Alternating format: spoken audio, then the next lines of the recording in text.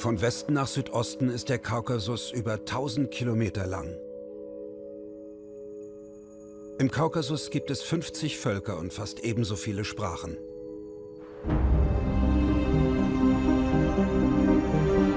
Durch die engen Täler hier verlaufen Grenzen zwischen den Kulturen, zwischen Europa und dem Orient, Christentum und Islam, zwischen Stämmen und Volksgruppen.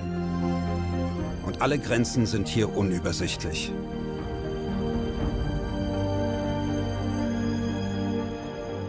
Spannungen zwischen den Gruppen gibt es seit Hunderten von Jahren.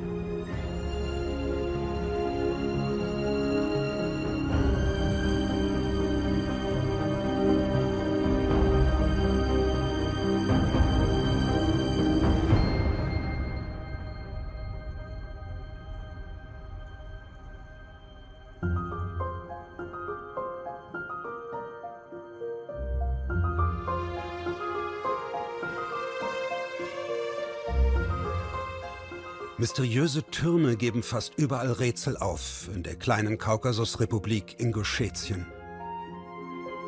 Manche wurden wieder aufgebaut, denn Inguschetien will, wie die Nachbarrepubliken, am liebsten in den Tourismus einsteigen.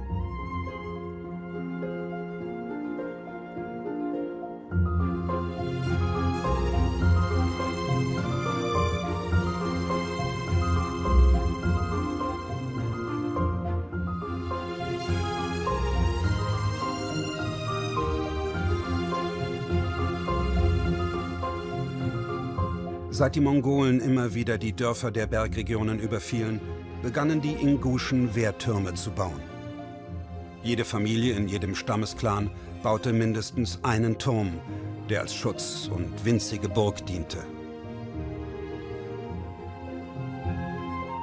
In manchen Tälern stehen die Wehrtürme in einer Reihe, wie Relaisstationen, um Nachrichten schnell zu übermitteln von Turm zu Turm.